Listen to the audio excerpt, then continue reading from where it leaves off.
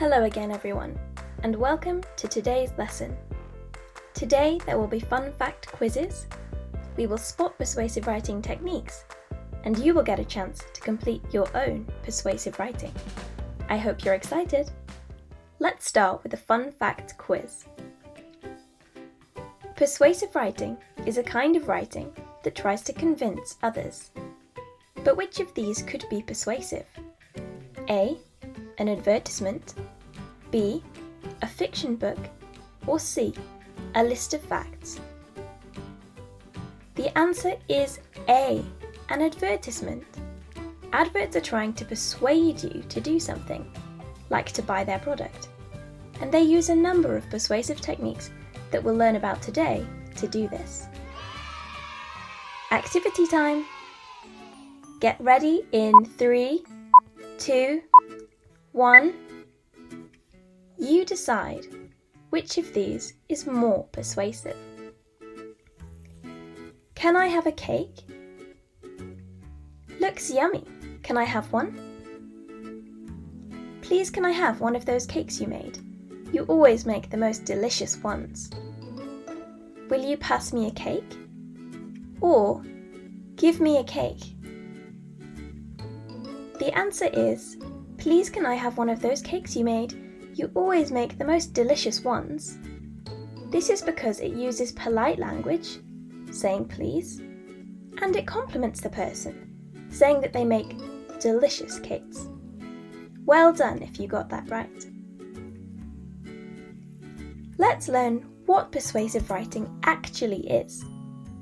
Persuasive writing is a style of language used to convince people. To convince someone means to persuade them, or to get them to do something you want them to do. Persuasive writing will write in a certain way to persuade or convince people.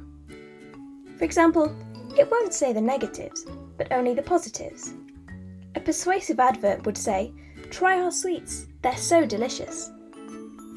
But it wouldn't tell you the bad side and say, "Buy our sweets, they'll ruin your teeth," because that wouldn't make you want to buy them. In the same way, an advert for car insurance might say, "Our car insurance will keep you safe," because that's a positive. But it definitely wouldn't say, "Our car insurance is the most expensive option," because that wouldn't convince or persuade you to buy it. As well as saying only the positives, there are lots of techniques that you can use to make your writing persuasive. We can remember some of these by remembering the letters of the word persuade. Let's take a look at some of these. P is for personal tone. Use language that includes the reader and makes them feel involved. For example, many animal lovers like yourself. E is for emotive language. Use words that have a strong emotional impact on the reader. Words that make them feel something. Like, our climate is being slaughtered. Here, the word slaughtered is an emotive word. It makes us feel bad for what's happening to the climate. R is for rhetorical questions. Use questions to make the reader think about your viewpoint. For example, do you want a better future? S is for say it again. Repeat your key points to reinforce what are your most important ideas. For example, do you care about our planet? Do you care about our home? Repeating the idea makes sure that your reader remembers it and makes them more likely to be persuaded. U is for undermine opposing arguments. Show that you recognise an opposing viewpoint and then undermine that argument. For example, saying, "Some people say we can't beat cancer, but those people are wrong." This makes it sound like you've thought carefully about the other side, but that you've still decided you're right. A is for anecdotes. Use a short, interesting story from real life. For example, "But for Samantha, life did get better, thanks to your donations." This reminds the person that this is about real people. It makes them relate it to their own lives. D is for direct address. Use personal pronouns, words like you and your, to involve your reader. For example, you will love our new menu. And last of all, E is for exaggeration. Use exaggeration to make your point even stronger. For example, the best food you've ever tasted. Let's have a look at some examples where these are used. In this advert, direct address is used to make the reader feel like they are being talked to directly, which makes them feel like they must help, and so persuades them to do so. In this next advert, the imperative is used, which means that there is a commanding tone. Rather than saying, "Please cool off," or "Would you like to cool off?" the advert is telling the person reading to as if they must. This helps persuade them. The advert also uses alliteration when it says tongue tingling. Alliteration is when you start words with the same first letter. This makes the advert stick in the reader's head, which makes them more likely to remember it, and to be persuaded to buy one of the drinks being advertised. Now it's time for you to have a go at spotting the persuasive writing techniques. Pause the video and have a go now. The advert on the left uses direct address, saying, "Is it you?" using that word you. It also uses a rhetorical question that you might have spotted, asking, "Who's absent? Is it you?"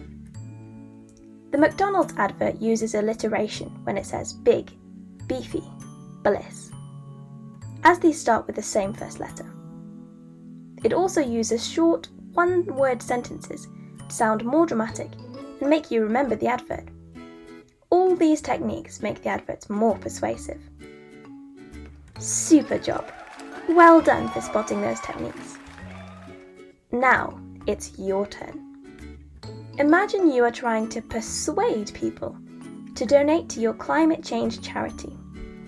Design an advert with a slogan, a short piece of writing, like we looked at in the last slide. Don't forget your persuasive techniques.